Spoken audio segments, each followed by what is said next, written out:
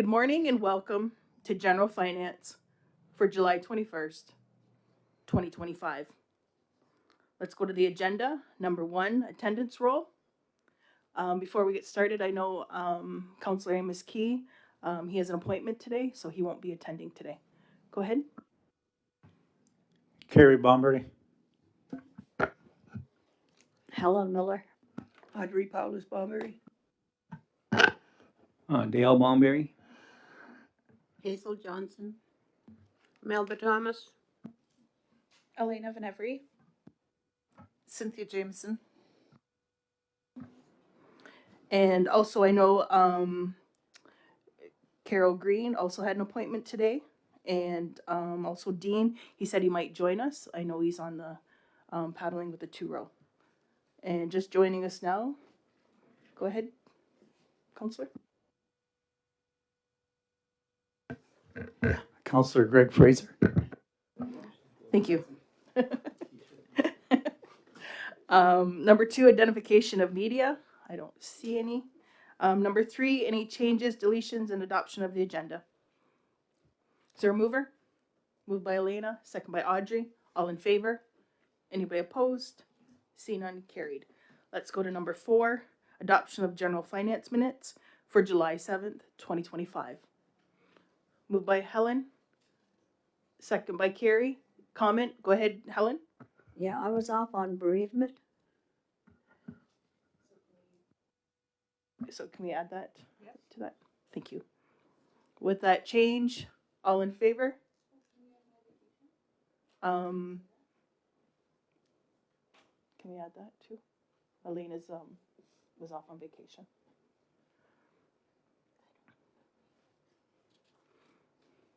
Okay. With those 2 changes, all in favor? Anybody opposed? See none, carried. Let's go to number 5, delegations and presentations. Today we have Melanie Bomberry, update on Six Nations Community Trust Fund. Are they here? Yeah? Yep, can you go get them, Tia? Thank you.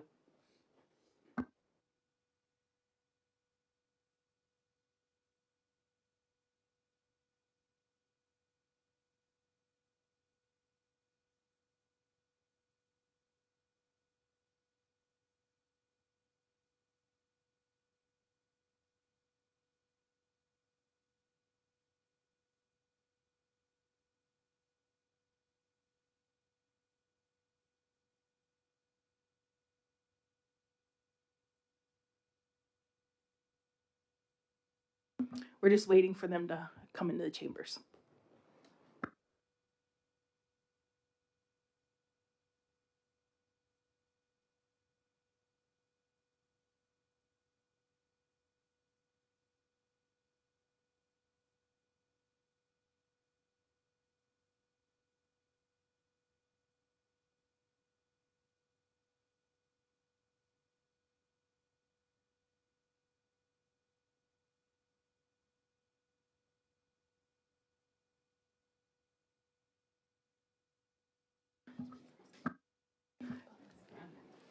Good morning and welcome.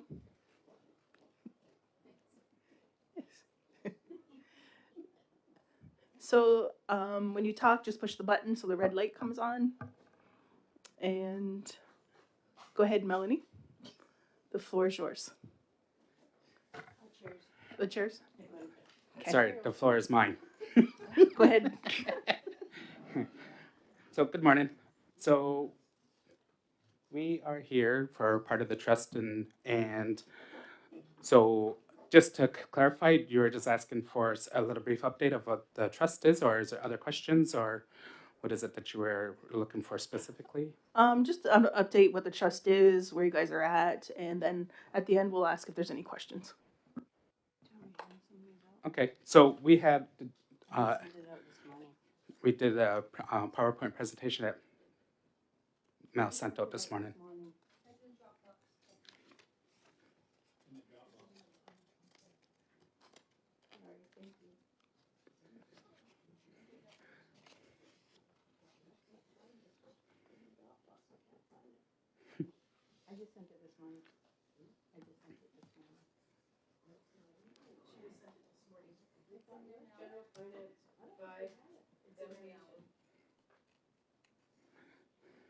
Well, I can even just get started too, so we're not even turn around and taking too much time.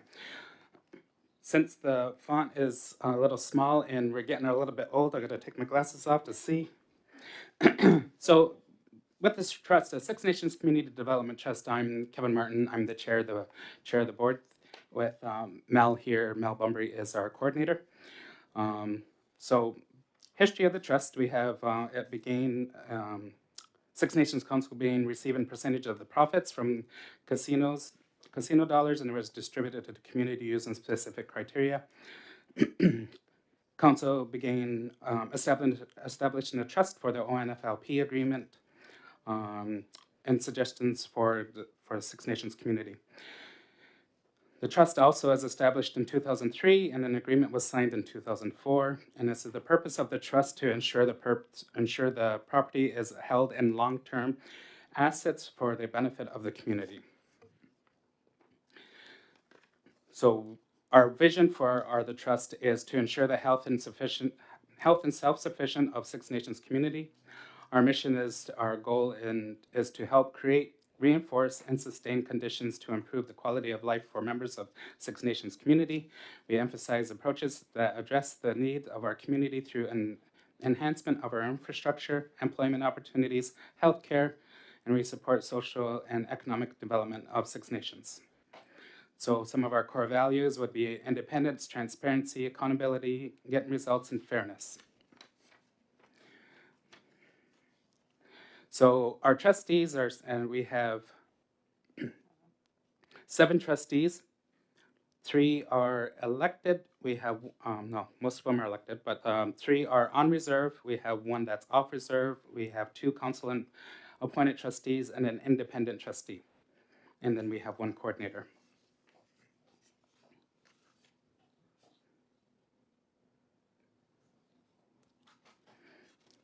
So to look at it, the application and eligibility, this is we put a call out for applications once a year.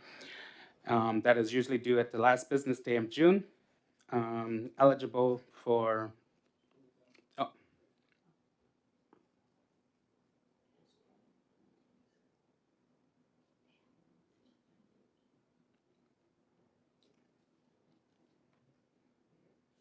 yeah, keep going. Right here. So the eligibility is for band members of Six Nations as registered on the band list, organizations that have Six Nations board members involved and or going on to demonstrate the significant impact to Six Nations members. Criteria: applicants requesting funding may fall within one of the 5 criteria: community development, cultural development, economic development, education, and health. Next, please. So our process.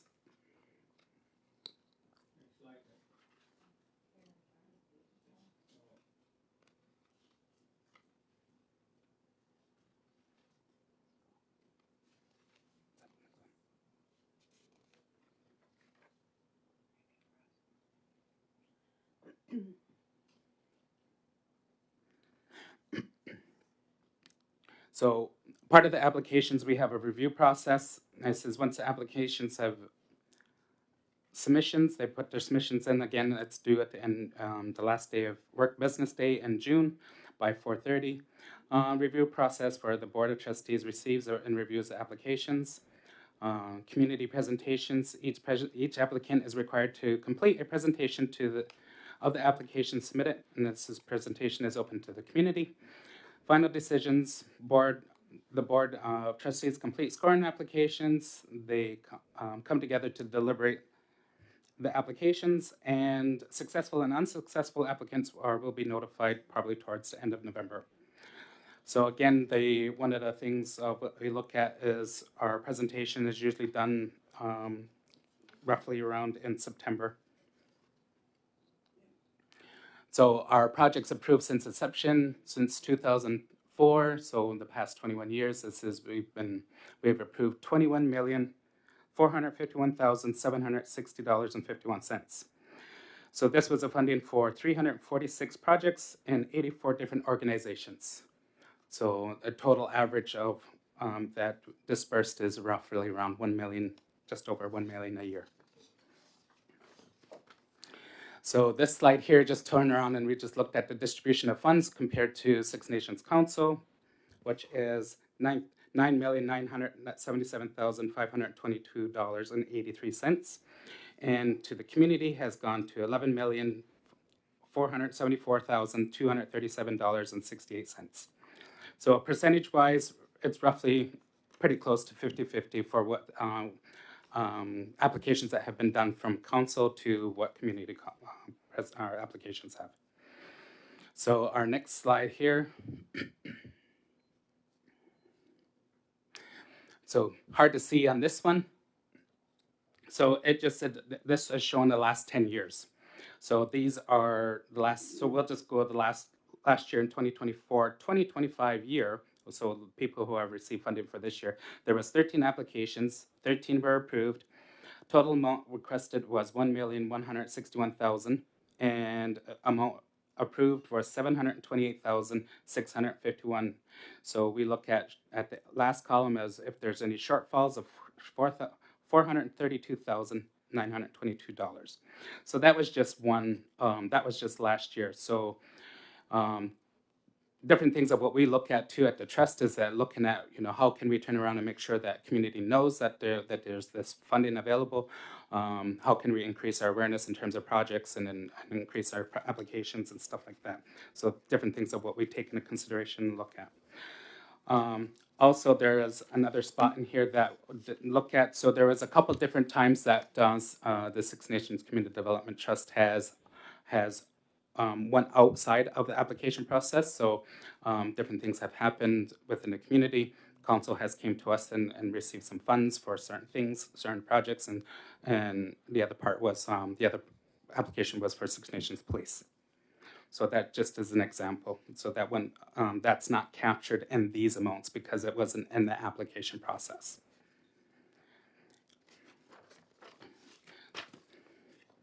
So this chart here is just showing the different amounts for community development. So roughly around, can't even see that number. I'm getting really old. 11 million, thank you, Helen. Holy Helen, Helen's eyes are sharp there. Thank you, Helen.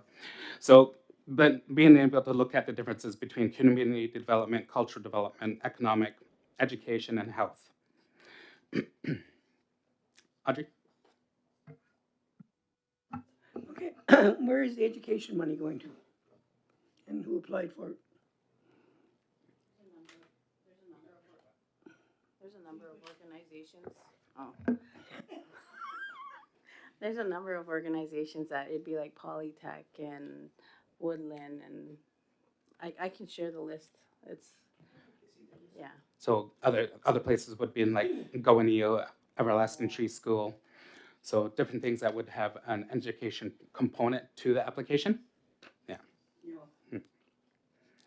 So our next slide here is our investments of what we looked at. So in start of the trust, so in January 2004, we received money from council of $16 million. In September, we received another $1.6 million. In September 2005, received another $677,000. July 2006, we received $741,000. In 2011, we received $3.2 million for a total received from Six Nations Council is $22,248,550. So as the total amount of investment,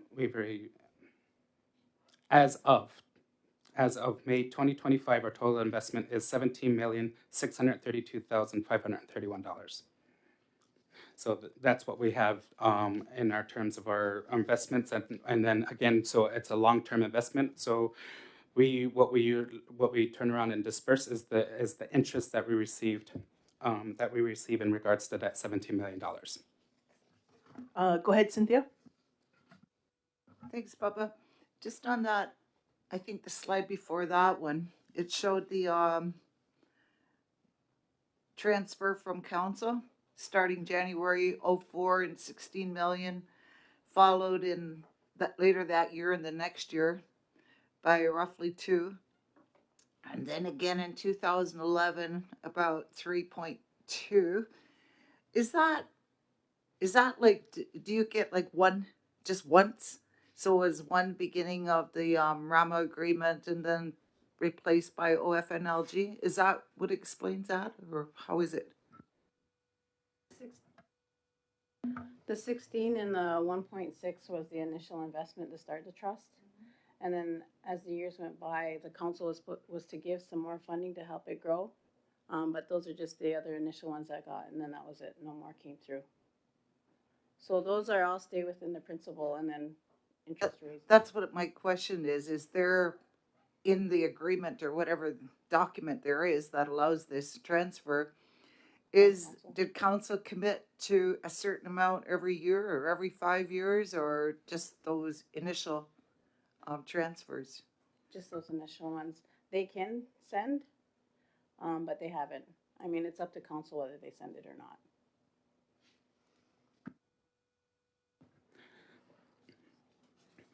So I think that would probably be a good spot to turn around and entertain a question if council is willing to turn around and give more money to the trust, because it does just go back into, it goes back into the community.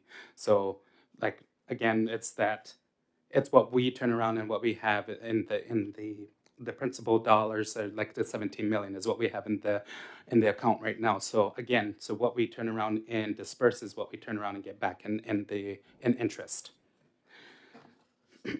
Go ahead, Elena. So, keeping that in mind, is the reason for the project shortfalls because in some years there are quite a bit of shortfalls, right? Like over $1 million sometimes, almost $2 million in 2024. Is that because that was all of the interest available? So we just hand out what the interest was for that year. So yes, so the shortfalls are from applications. So, if you turn around and apply for funding, you always turn around and put in, like, you're putting in for the Cadillac, but really you only need like a little pickup truck, but you're putting in for the Cadillac. So some pieces, some applications have put in for, to try and get the ceiling. Yeah. But a lot of times it's like, put it in because we never know what kind of applications we are having that year. Yeah. And, So we you'd could turn around partially and, fund. yeah, but we let them know, we let the applications know. Each year, we're annually handing out roughly around $800,000. Okay, thank you. Helen? On that chart, on that chart where it says why not spend trust money down. So it went from 17 million, because that's what they had initially when they first set up, was 17 million. Right, Melanie? Yep. So where'd it go when it went down to 6? Where'd the money go? It never went down to 6. Because you should have had initially 17 million was in there to stay. We weren't supposed to touch that, right? These are all the investments. Can you use your mic? These are all revenue. Mel, can you use your mic? Great words. This is just revenue. This doesn't drop down. This is the revenue that came in and added to the principal. So this never dropped down to 600. We're sitting right now at 17.6 million. It's on the bottom, May 20. No. Okay. Yes. Yes. Here now. So on our last slide, before I say thank you,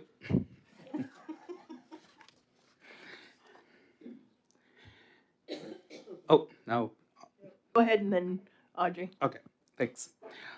So then we look at our last slide. It says, why not to spend the trust money down? And it says the amount invested directly impacts the interest revenue gain per year. It says, for an example, the table demonstrates what is returned would be based on a rate of return, which has been averaged for us is about 5% per year. So if we have $17 million, we can disperse we will be able to take the interest of $850,000. going down to 15 million, it'd be 750,000. If we have 10 million in the trust, it goes down to have 500,000. And if we take it down to the lowest amount of where in our trust agreement and our policies and stuff, we have, if it goes down to $6 million, we only be dispersing up to $300,000. So as a result of the trust spending, I says that if we look at it and saying that we have much less money available for community projects, and that if we start to look at the dispersing money and down into the principal. Go ahead, Audrey. Yes, that was my question. How do we get more money out to the community? That would come back to council and ask for council for more money. So there's no other way you get money? Yeah, because that's our agreement with our trust. So people, we even looked at, some people have turned around and asked and say, oh, are you able to take donations? Are we able to do that? So it's a part of our trust agreement that we have. So we have to follow those guidelines. So, there's been people that have been asked, can we turn around and somebody actually asked to leave land. So we can't hold land because we're a trust. So they turn around and say, well, you can hold it and rent it out and then you can get the money for it. But that's a part of our trust agreement. We're not able to do so. Follow up. Yeah, how long does this trust agreement last? And can it be changed at any time, or does it have to run out first? It will last a very, very long time. So it goes to at the time of signing in 2004, that has to turn around and look at, it's the last board member, or last band member that was alive at that time, and it runs for another 50. So many years after the last person that was alive on the band list in 2004. So if you have somebody that was born just before then, you have to wait to, yeah. And then again, because the trust is set up to be a long-term investment, so, like we would hopefully to say that, that the trust will be there for a good part of the year, so that, your grandkids, great-grandkids, and stuff could still benefit from those dollars that were established for the trust in 2004. Hazel? Yeah, I just want to reiterate what Bubba has said about the 17 million original that came from council into that pot of money. And what was the figure, Bubba, that you said went out to the community? 21 million so far? Yeah. So in essence, that whole interest earned, it's like working, and it's giving you the money for them to put out all of those or fill all of those applicants' requests for dollars. But some of the discussions that have come up, and I've asked within the trust, is like when we're in emergency situations, and I know when the police needed funding for their drug unit, and I had brought that back to council, and the trust did give money because that was to help the situation that we are experiencing on a reserve where people were taking on their own lives, etc. So now when we have, well, we could say like the Iroquois Lodge in the condition they're in now, they're had to transfer our patients or our members out. I've been asked as a counselor if the trust could help out because we do have housing emergencies. We don't have enough housing and all of that. And I sit on a trust and I understand the system of how it's working. How do we ask you for emergency money? Well, I think it's just being able to have that discussion and then to be able to take it back to the trust. So, and then being able to see what it is that we can turn around and look at. Again, so that last slide about turning around, and if we take the principal down, then it just affects what we're dispersing and everything else. But at the same point, again, we have turned around and looked at the situation. So, we're not going to be able to turn around and say, yes, we're going to be able to fund everything, in regards to a project or something that the community is in need of. So I know it's hard because, like, sure, yeah, we say, I'm looking at, we have $17 million, but in realistically, like, what will 17 million do? Not much in terms of your turnaround and looking at a building. So, like a building in specific, let's say, let's use the bigger buildings that we have around here in the community. So like health services, social services, it's multi-million to turn around and build. So, but at the same point, what is it that we can help out with? Maybe that is something that could be an application to us in terms of what is needed. So let's use your example of the lodge. So maybe it is to turn around and help with, you know, walkways or other things or new beds or other things that might be able to be able to where we could turn around and say yes, we can be able to help out. But in terms of like the infrastructure, I know it's going to be a bigger discussion because again, like to be able to say, how can we contribute to that, which when we know that the cost is going to be in the millions just to create. So, can I follow up? Follow up? So, Baba, say for instance, if the trust decided, I don't know if they can or not, but I'm just thinking this, what if they helped with this emergency housing situation by building a facility that would accommodate emergency situations? And you would be getting your money back eventually. You know what I mean? Yeah. So that's part of the trust agreement. So the trust agreement is not able to hold property. And but the other part too is that we're not because we're a trust. There is nothing in there. I mean, I don't think there's the guidelines in regards to being able to say, is there a loan that can be given? That's something that we can't do as a trust.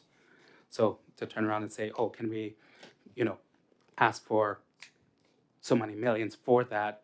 Again, we'll just use the lodge as an example. Say, can we borrow $10 million for the lodge? We're not able to turn around and hand out money for a loan. Okay. Elena? I'm wondering what the annual cost is to administer the trust.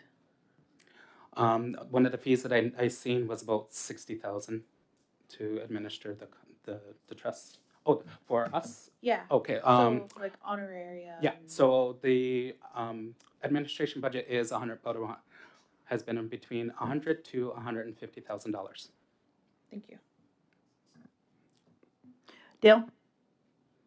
Just a question, I guess, just to clarify. So if somebody applies and their deadline is July 1st, The last day of June, okay? working day of June. And by the time you guys get done assessing and making a decision in November, so do they actually get the funds for the following year? it's always for the following year. Okay, so, okay, just, and I know, and this might be a mute question, because just looking at the comparison on percentages wise, I know historically there was always an issue with when the two reps from council were sitting on there in regards to a conflict of issue when council programs were applying. Is that still a concern? But like your percentage are almost 50-50, so I don't know, was it a concern? Is it a concern or no? So in terms of being able to look at its councils, it's the councilors that I sit on there. Yes, there is a conflict of interest when it turns around. It comes from a council department. So we had went after. I mean, we had searched out and seek out legal opinions on that, and even when we had our I had our lawyer. Like that was quite the extensive discussions and everything else because they had to understand what it is in terms of community, what our community is like as well. So, but in terms of conflicts, they turned around and looked at it and says, direct conflicts to a perceived conflict. So we can turn around and say, let's just use the lodge as an example, and so could we turn around and say, if the lodge puts an application, would that be a conflict of interest for our councilors that are sitting on the trust? We would say yes. Why? Because they would want that. Because they want to turn around as a councilors and that. I sit on the board at Six Nations Polytech as well. So if Polytech sends an application, I'm in conflict because I'm on the board. So I'm not working there, but I'm on the board. So there's still a relation that I'm looking at. I would like to have the best interests of Polytech as well. So just to rule out the conflicts, we ask people just to identify that. And again, we have people out there. Again, we have our communities. So like it's hard because we can turn around and say, oh, we have family members that are applying. So, but that's, when we look at that and say of our trust, so then we'll just take it and we look at our scoring, and that's part of our application process and our scoring. How good is that we can turn around and we look at our scores to be able to help with our decisions of who gets money and who doesn't. And just along with that, it's just once a year Yes. application. Yes. Just wanted clarification. I have Tracy, then Helen's got the last question. I actually had two separate ones. The first one was you said that you average 5%, around a 5% return rate. Do we always invest in the same, like, does the same body hold the money to invest? So our investment group is Scotia Wealth. Yeah. Scotia Wealth Investment. So they're the ones that look after our money, and then so we turn around and work with our investor in terms of where our dollars are going. So we might turn around and have a percentage to say maybe a high risk to a percentage that's medium risk to a percentage that's low risk. So we look at trying to make sure that we get the best value for our dollar. And yeah. So has it ever been considered that maybe we should go someplace else? Yes. So we actually look at that at the trust to say, is there someplace else that would be able to look at that? But also we look at changing our profiles so we can high risk, medium risk, and low risk. So we have, I know before we started, I know we might have been at a low medium, but now we're sitting at a medium high risk so that we can turn around and get a greater return in our dollar. Go ahead, Helen. Yeah, the one on the council reps. I sat there for a number of years, so I do it. My thinking was when I went there, I had to sign on as a trustee, not a council rep. So as a trustee, I should be. I don't know how I would be in conflict with council projects if I'm there as a trustee. I'm not there as a council rep. Then I always question that.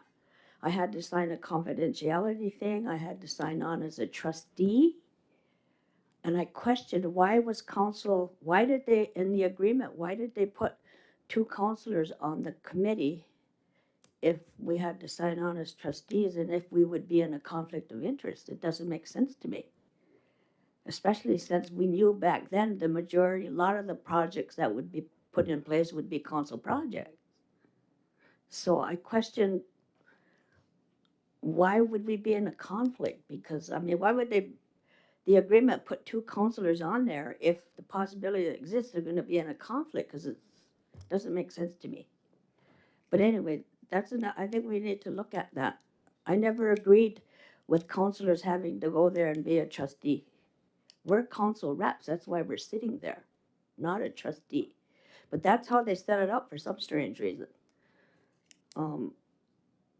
And secondly, my concern in listening to the questions, I think council needs to go through the trust agreement because we've never done that.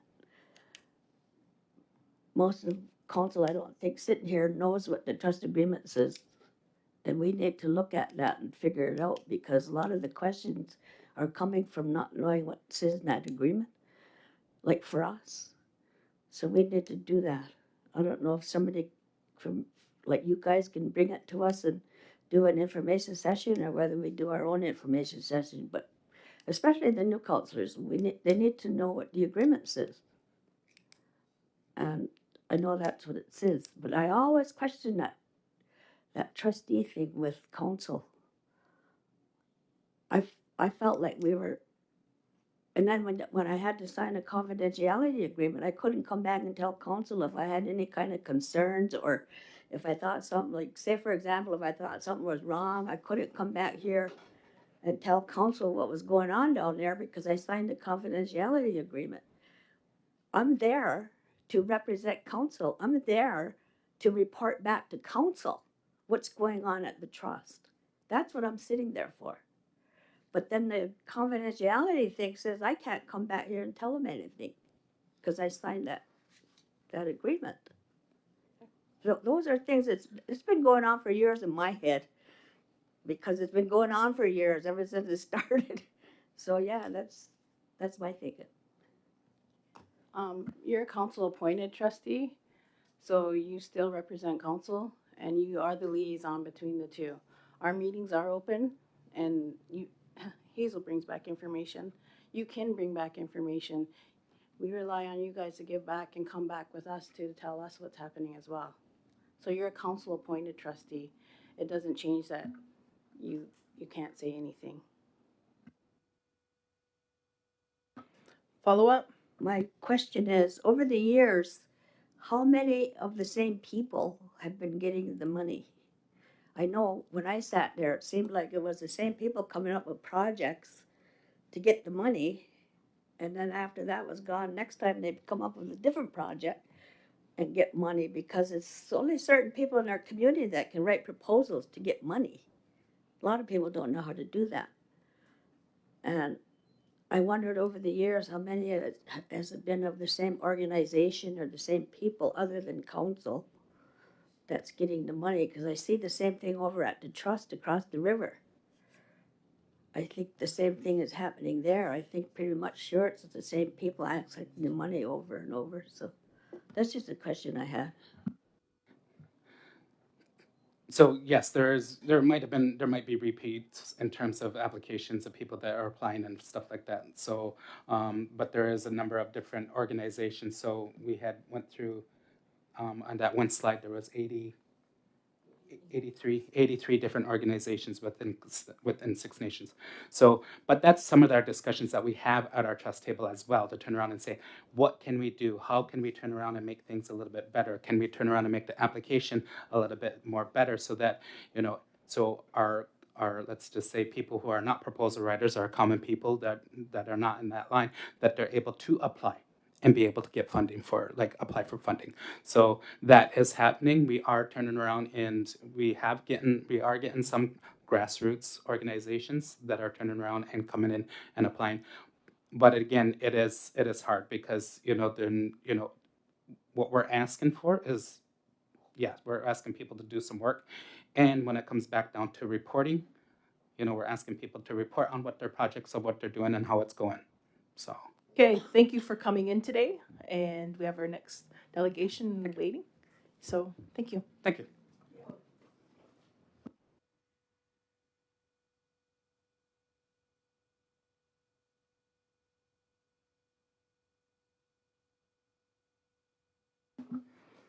So our next delegation is Jake Jameson, Krista Longboat, Woodland Cultural Center, the Mohawk Institute request for support. Good morning.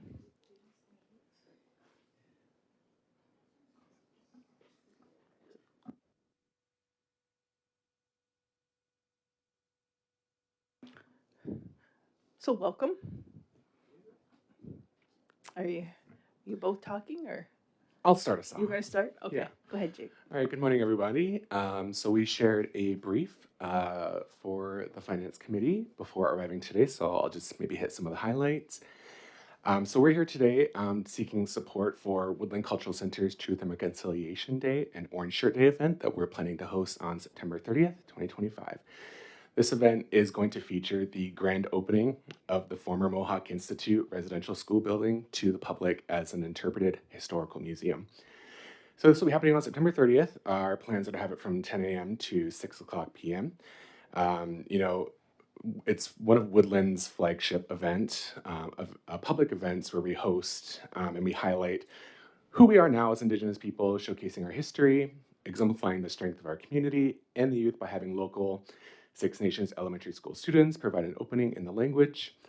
This event has become a primary destination for the public, government, and businesses to come and learn and listen about the truth of Canada's genocide against Indigenous peoples through the residential school system. Last year's event gathered around 1,500 people to the Woodland site. Since 2014, Woodland has administered the Save the Evidence campaign, started by local community survivors with the purpose of restoring the former Mohawk Institute building for public education. After 10 years of work, the Woodland Cultural Center is prepared to host the grand opening of the former Mohawk Institute. as a historical museum. It will be a one of its kind in the country. So we're hoping to host a variety of programming, which will feature speakers, our First Nations community leaders, Woodlands leadership, survivors, and government officials, and more. Of course, the main attraction to the event is going to be free self-guided tours of the former Mohawk Institute building. We'll have an interactive orange shirt mural project, traditional dance socials, and of course, our landmark Indigenous Art 50th anniversary exhibition will be open for audiences.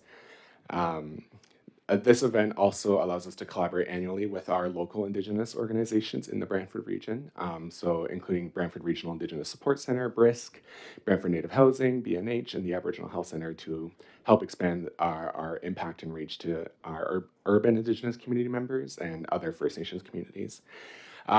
So since it's the grand opening of the building, and we had about 1,500 people last year, we're estimating that we'll attract around 3,000 people to the Woodland Cultural Center to witness the opening of the residential school building. This also includes BRISC hosts their Every Child Matters March as well. That starts from the Brantford Civic Center. That comes to the Cultural Center. That brings in usually around 500 to 600 people.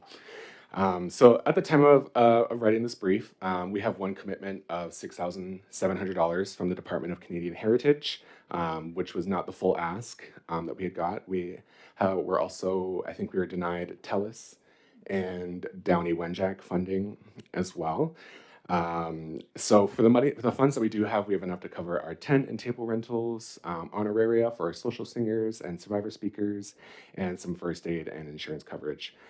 Today, we're requesting financial support from the Elected Council Finance Committee in a total of $10,000. With this additional support, the center can enhance the impact of our event with the following plans: to provide hospitality to our attending survivors and community members, allow them private seating, and additional canopy coverage separate from the main public spaces, as well as wellness supports. Programming supplies to facilitate our Orange Shirt Mural activity project, beads, sinew, leather. Our main price tag is food for event attendees. In the past, we were extremely overwhelmed with a singular barbecue station, and many of our attendees were not satisfied. So, having additional food coverage for that day will only increase our satisfaction. And finally, educational giveaways as the core message of the Truth and Reconciliation Day and Orange Shirt Day is to educate the public, folks who are coming to learn now that it's a statutory holiday. So we want to give away things such as informational pamphlets, mental health resources, calls to action overview, and traditional craft activity kits. This was quite successful last year in bringing the first 200 people and gone immediately. So it was really successful, and we hope to have another successful event this year. And if my colleague Crystal Longboat would like to add anything, I'll allow her to. No, I think that's it. Okay. We'll open it up to questions. Go ahead, Elena. Hi, thanks for coming. Can you give me a rundown of who's on the board right now? Yes, so right now the Woodland Cultural Center Board of Directors is comprised of our three mandating communities, which is Six Nations, Wata, and Tyendinaga. So we have Allison Lynn, who is currently our board chair from Tyendinaga. From Six Nations, we have Amos Key. And from Wata, we have Chief Philip Franks and Leah Stock, as well as we have Dan Thomas as well is on the board. And have you asked those other communities for money to contribute to this event? The other communities have not been asked. Why not? We'll start with Six Nations, and I think it'll be good to approach the other folks after.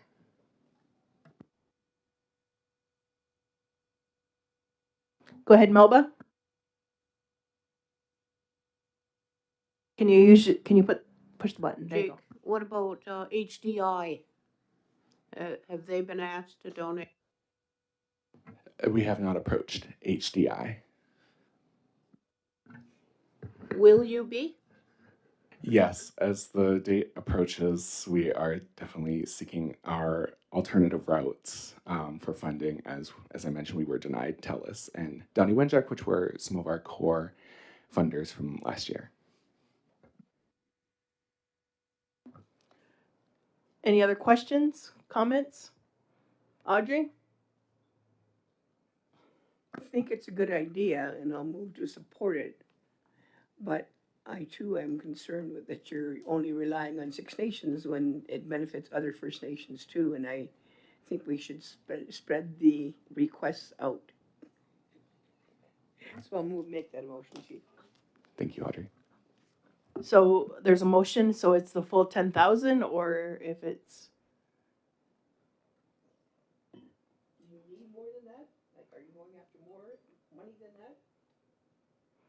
We're aiming to get at least 15,000 would satisfy our event, and we're currently at 6,700. So this would fulfill the main request for our primary programming.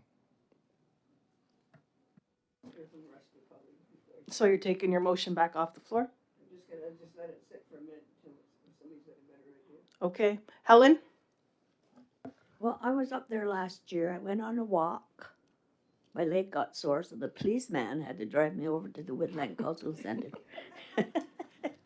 But there was a lot of people, and it was a real good event. I would support giving them the 10,000 to do it. I thought it was really a lot of people there.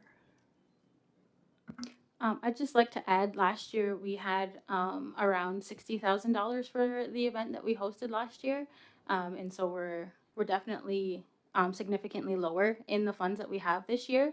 So I appreciate Helen saying that the event was really good last year, because all of those funds that we got from the other two programs that we were denied funds from, those really supported the event last year. Go ahead, Cynthia. Yeah, I got a question and then a comment. What was the rationale for the denial? We weren't given a rationale from TELUS, from Downey Wenjack. It was between, I think there was over 100 applicants for Downey Wenjack, and they only picked around 10, and they didn't really give an explanation why, other than just the amount of applicants that they had. And we just, probably about a month ago, were told about getting denied for those funds.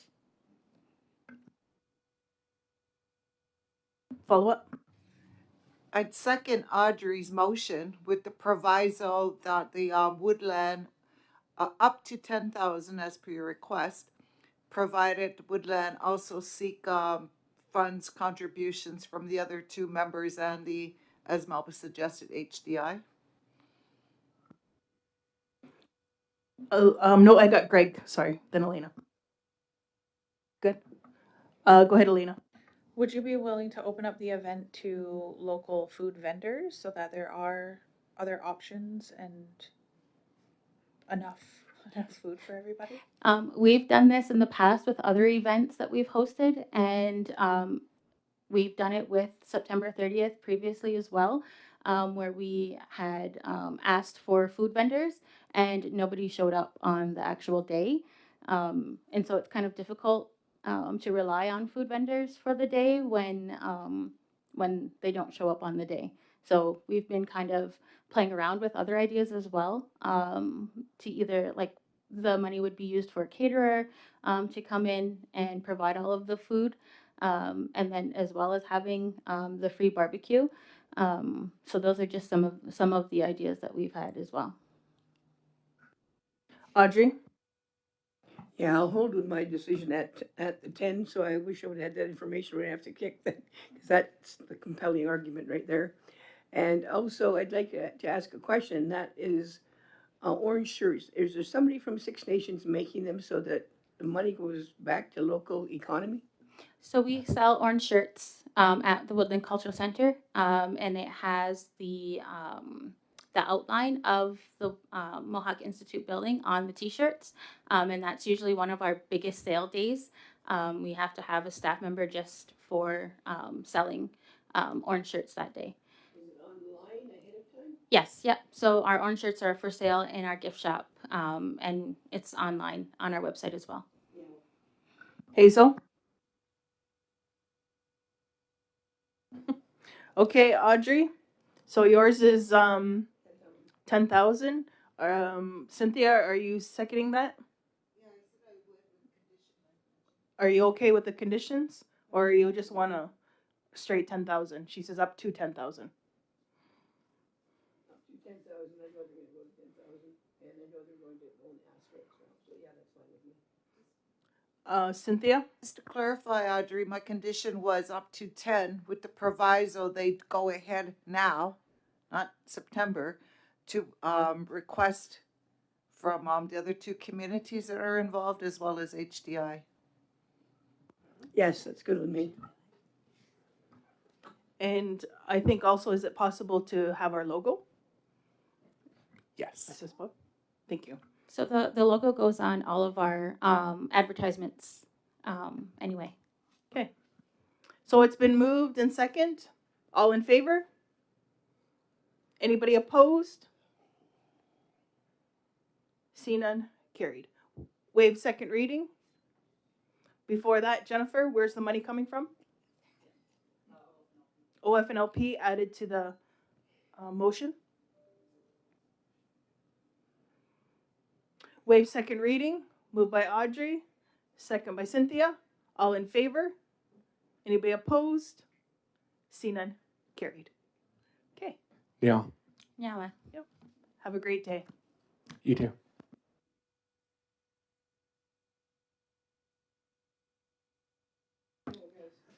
Okay, let's go to number 6. Recommendation from Built Environment, Climate Adaptation, Lands and Membership Committee. That's a mouthful.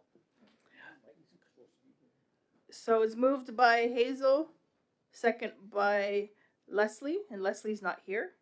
So is there a mover for that one in place of Leslie? Carrie. So it's going to be moved by Hazel, second by Carrie. Therefore, it be resolved that the Built Environment, Climate Adaptation, Lands and Membership Committee recommends that Six Nations of the Grand River 59th Elected Council approve to award the 2025 road resurfacing project to Dufferin Construction Company at an upset limit of $2,240,214.90. Source of funds identified as a combination of deferred 2024-2025 MTO First Nations Road Programming Funding, 2025-2026 MTO First Nations Road Programming Funding, 2025-2026 Minor Capital Funds, and 2025-2026 Roads Operation and Maintenance Funding. Go ahead, Dale. Did you want to add something? All right, I think Tia's checking to see if Mike's here. He was gonna answer any more, if anybody had any other questions, and there he is. Okay. So, Mike, I just read out it's been moved by Hazel, second by Carrie, and I just read out the recommendation, and I'm just asking questions now. Go ahead, Cynthia. Mike, things move very slowly all across the board in the world, I must say. So I think we all are most anxious for this road business to start. Do you have a schedule of when the roads will start and which one will we start with? I think everybody's waiting with bated breath. So we don't have a schedule as of yet. So once this resolution passes, we can award the work and they can schedule us in. Just to note that this is for the originally planned 3 sections of road. The following sections of road, I believe they close tomorrow, and it will have to go through the same structure again to award. But once awarded, we'll get a schedule and we'll work with communications and obviously keep council and leadership abreast of what we're doing and when it's going to happen so that everyone's aware of the timing. Audrey. Would you tell the community what those 3 sections are again, please? Offhand or not? In the motion.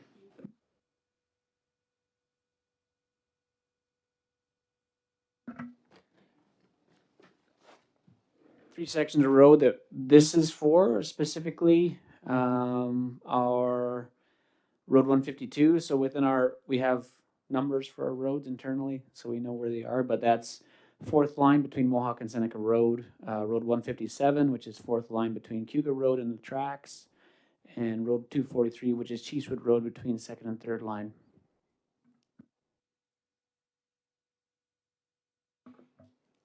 Okay, any other questions or comments? Go ahead, Elena. This company isn't one of the companies that we've had trouble with in the past, like intersection of Chiefswood and Fifth Line, where it had to be redone. They had to be called back in. I don't believe so. Over the last few years, we've been using this contractor Dufferin. Prior to that, it was a Walker, and then we've had some other contractors in year by year. But we've found that Dufferin does pretty good work. Everyone seems to be happy with them. So obviously, we can't cherry pick because we put this out via public tender, and the lowest compliant bidder is recommended for the award. But Dufferin has been doing the work over the last few years, and it's been received well by council in the community, and as far as I know. Okay, any other questions or comments? See none? It's been moved and second. All in favor? Anybody opposed? See none, carried. Waive second reading. Moved by Hazel, second by Carrie. All in favor? Anybody opposed? See none, carried. Okay. Yep, you too. Let's go to number 7. Administration authority to incur expenses. So therefore be resolved that the Six Nations of the Grand River 59th elected council approved to revise the financial management policy, section 9.3, as follows. Department directors or assigned delegate up to 50,000, executive team directors up to 100,000, chief executive officer, chief operating officer, and chief financial officer up to 350,000, and elected council 350,000 1 cent, $1 and over. Cynthia? I have a question. Uh, what are the current limits as we speak for each of those categories, and what is the process to award a contract under this particular process? Good morning, Chief and Council. So for current levels, department directors are $50,000, so that's actually staying the same. The executive team directors are also $50,000, so that's creating a secondary level to that. Currently, the chief executive officer and chief financial officer only have up to $300,000. The chief operating officer, since it's a new position, does not have any signing authority beyond director. We're asking to increase it to 350,000 to align it with the new level for the housing loans, so that we're not creating delay there.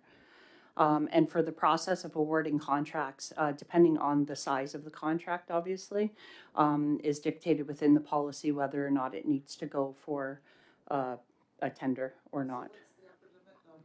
I believe it's $50,000. I believe it's $50,000. I would have to double check. Below that, is it like you have to get at least 3 quotes?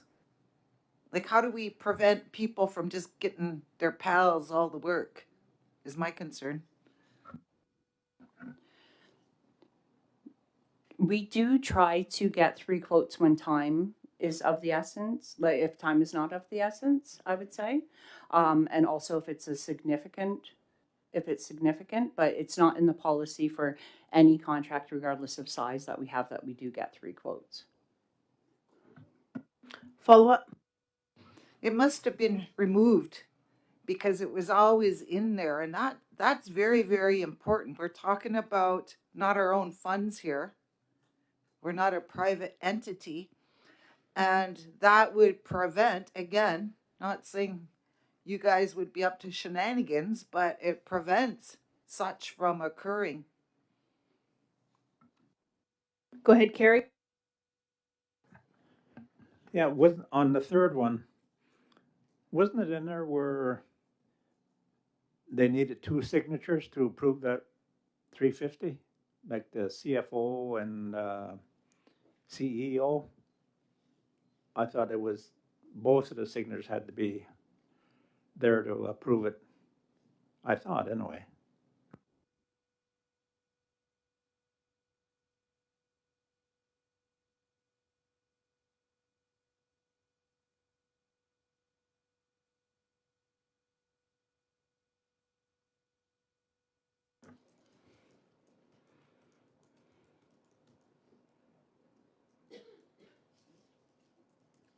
I'm just waiting for Jennifer.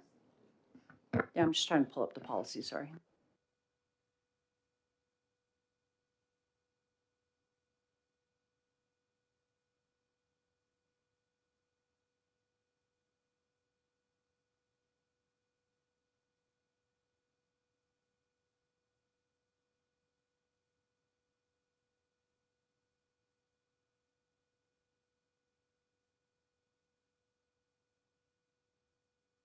Go ahead. Yes, good morning. I just wanted to share some of my experience in proposal writing, which I did for many, many years. And to your point, Cynthia, about the 3 quotes, absolutely, when there's um, a large project and it's officially gone to tender, there's always competitiveness and there's always vendors that are willing to put in a bid. But on smaller projects, we were actually unable to apply to funds because a lot of companies simply will not provide a quote because they see it as a process piece where you must provide 3 quotes. So I just wanted to share that, and we've actually gone and asked for exemptions. You know, we have tried and tried and tried to get 3 quotes, and sometimes you just can't get them because people just say, well, you know, I know it's a requirement and it happens, and they said that happens a lot in your community. And so there's a lot of time spent on providing quotes that, you know, they may not necessarily get awarded for whatever reason, I don't know, but I just wanted to share that because, you know, um, in the case of, you know, I've said, here, these are all the emails, these are all the people I've called, I can't get 3 quotes, and then we're denied. So I just wanted to share that that may happen sometimes, but generally on the big contracts, there's always competition and there's always, you always have that ability to get those quotes. Go ahead, Jennifer. Um, I have Helen, Dale, and then you can go. Okay. Go ahead, Helen. Uh, yeah, I think maybe it's probably gonna be difficult to find if they had to do 3 quotes, cause they never got to spend this much money before. It was just a little bit money that directors got to spend in the CEO. Not like this, it was only a little bit money. But anyway, my question is, executive directors, why would they need, what do they have to do with getting $100,000 to spend? What would they be spending money on? The executive directors. They're like, I don't agree with that one. I agree with the directors, but I don't agree with the executive directors having access to any kind of money, because what would they be doing with it? Wouldn't that be the directors doing it and not the executive director? And my concern is the same as Cynthia's with asking for quotes. I mean, we expect our elderlies, when they want to access the senior relief fund, to get 3 quotes. And I know they're having a difficult time doing that, like you said, but we still expect them to do that. But yet we're not expecting our own staff, as far as I know, to do the same thing. That's not right. Anyway, and my other one is, um, yeah, I don't know. I'm just thinking, Well, I had, never mind, okay. Go ahead, Jennifer.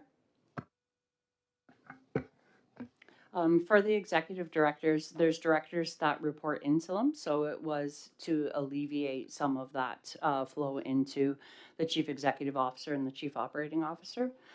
This is a suggestion. It's up to council to, for the executive directors. Directors report into executive directors, which then reports into the chief operating officer or the chief executive officer.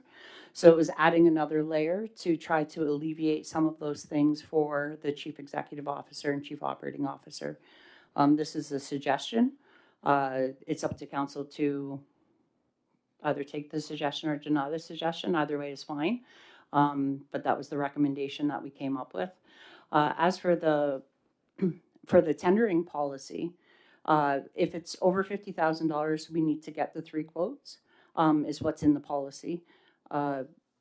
If it's that we would like to get quotes for all things, I still think that there needs to be a monetary value for that. When you consider that there's certain things like we go and we purchase a loaf of bread, do we need to have 3, like there needs to be some sort of criteria, thank you, criteria, and trust that the staff is finding the best solution for what is needed. But I think that if we make it so restrictive in the policy that every purchase has to have 3 quotes, that would even go down to like a $2 purchase. So there does still need to be a level. Maybe $50,000 admittedly is too high for that level. However, I still do think that there has to be a level where underneath that it can be purchased as required. Go ahead, Dale. It went Helen, Dale, then Cynthia.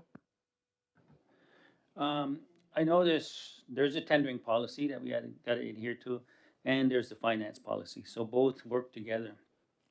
I think, I don't know, buying a loaf of bread is an example of anything, but I know a lot of the programs do have certain vendors that they deal with.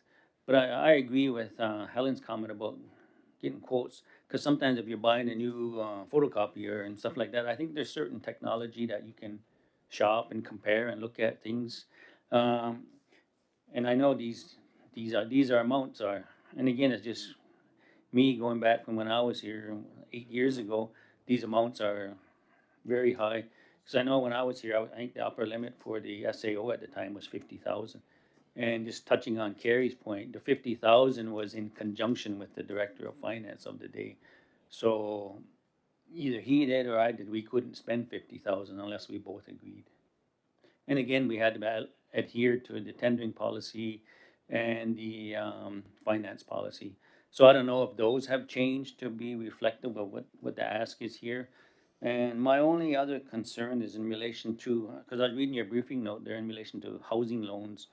I don't know if there's some legality, I guess, in relation to council approving it compared to the 3 individuals approving it in regards to, because the land, technically we're transferring that 1 acre back to the band. So I guess it just looking at all the policies and where they're being compliant and where they're adhering, because I know granting authority to the 3 senior officers, I know they're representing 6 Nations elected councils. So on a housing loan, are they representing us for transferring of the land as well? So those are just concerns that I have and thoughts in relation to that, and the co-signing or co-approval on the dollar amounts. So again, if the finance policy has changed, like I don't know when that changed, I guess. Thanks. Go ahead, Tracy. I just would like some clarity from council, if there is a definition in terms of what bind the nation means. So if one of the responsibilities that I have is to bind the nation, I think that needs to be clarified to me. So I just don't know what that means. If I'm binding the nation, what exactly am I doing? Can I follow up, G? Yep, go ahead. I guess when you're authorizing and signing, let's say a contract, because usually that's it can be done one or two ways. Depending on your authority level, you can bind that. You can bind council because a lot of the contracts and everything are with Six Nations elected council. So you in a senior position have that authority. When you sign, you can bind. So that's what I'm looking at here. So 350,000, anything under that you sign, you are binding council. Same with the housing loans. You are binding council because council is a co-signer on those housing loans. So you are binding council to that as well as that acre of land.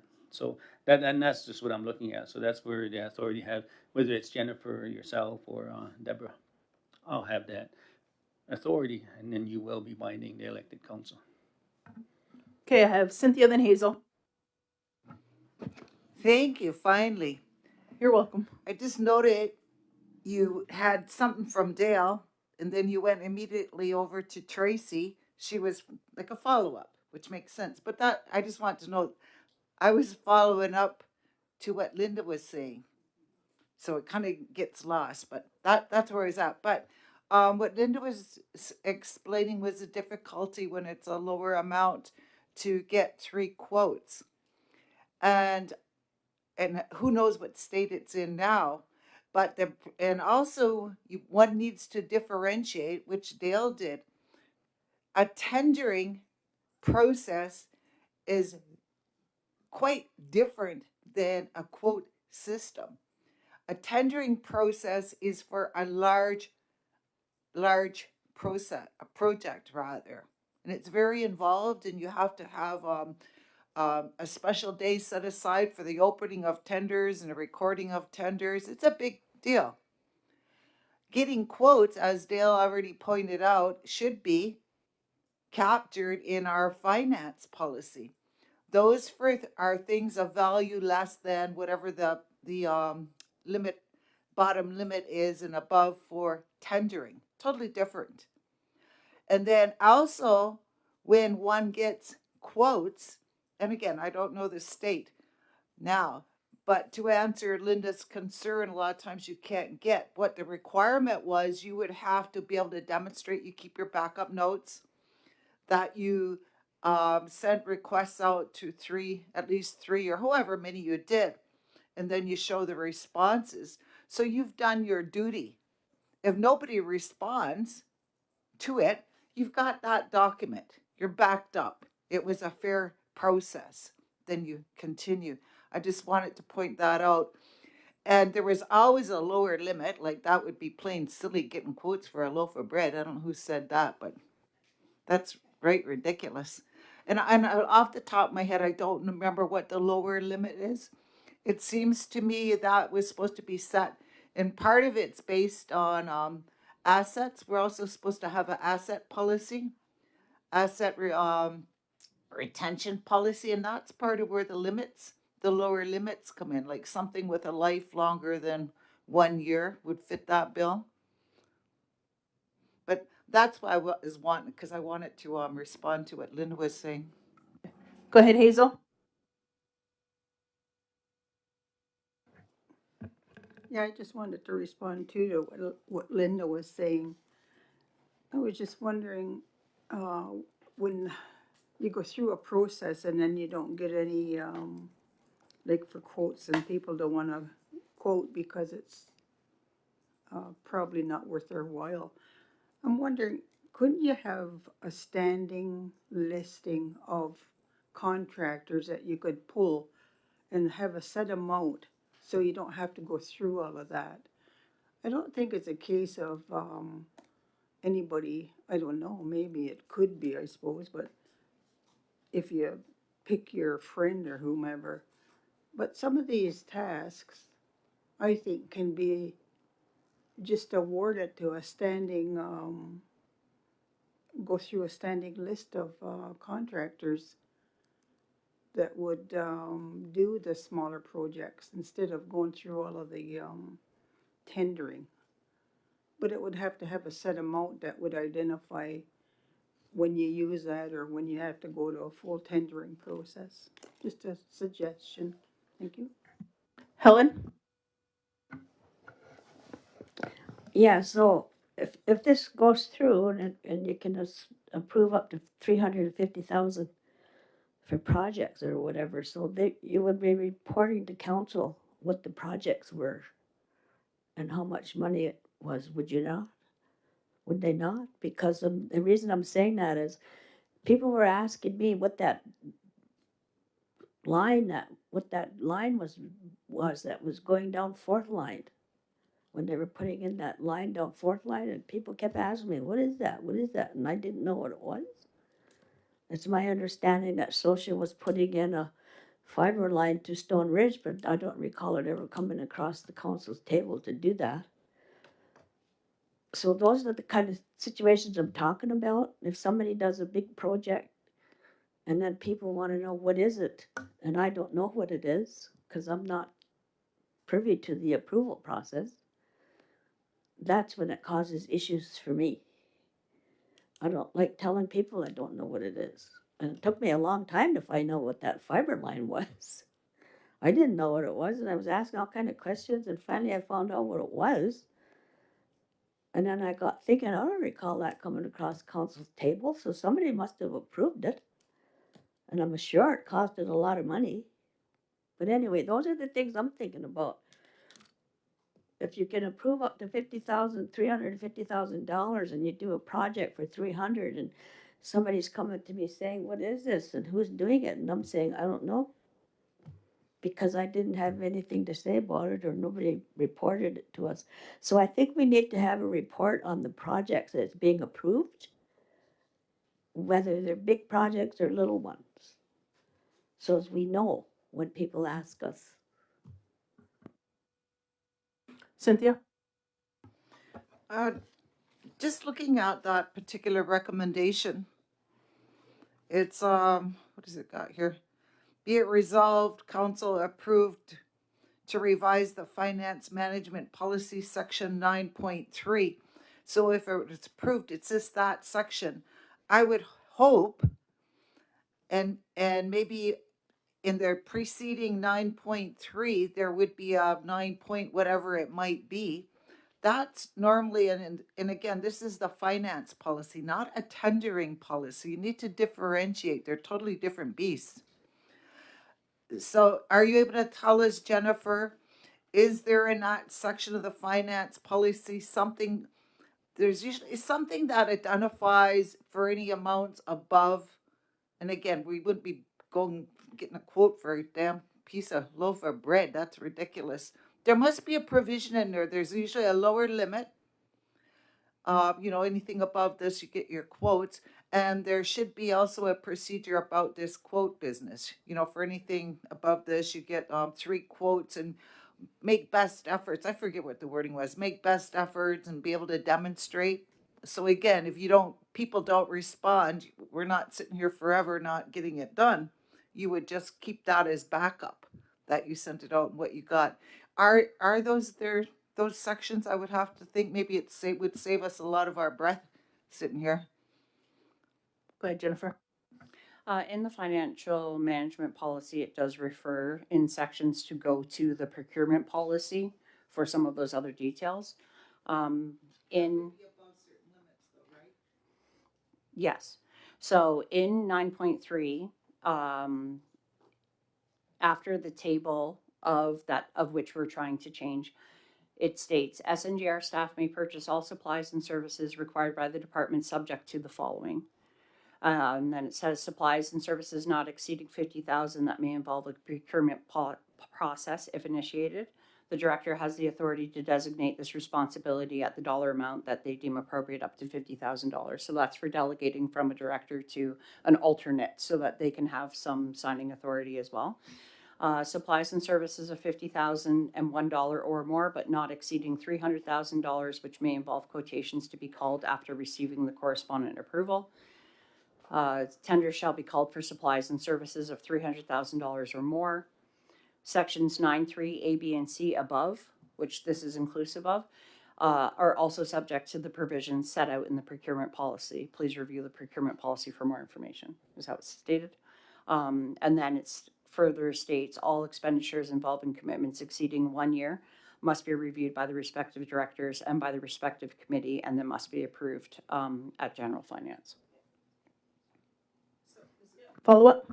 as I understand it, then the current policy has no procedure of what to do for any of those limits, like for the directors up to 50,000, executive directors 100, and CEO and COO up to 350,000. As I'm understanding from what you've read, the only policy as far as procedural, example the quotes, applies to the procurement or like the tendering policy itself. Is that correct? Yes, for the most part, yes. It refers you back to that policy for Right. for how to execute through that policy. Right. So I suggest our policy needs fixing. There should always be, because we're not going into some big tendering policy to buy a 50,000 or 100,000 worth of goods. That's a big, long, expensive process. And it's very necessary, but it's for big projects.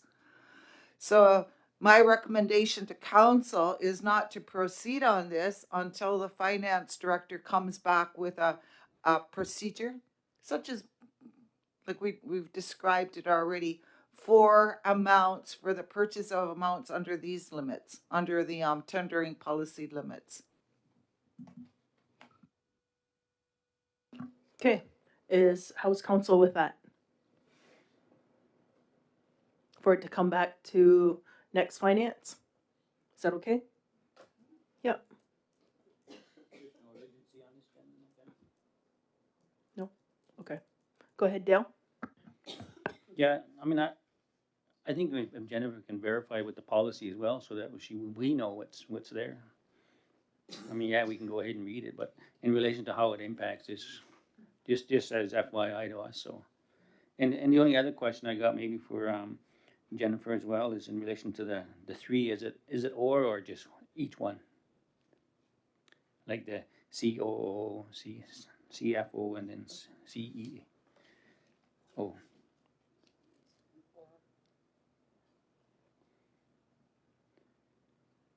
Because I know it used to be two at least, or two had to approve.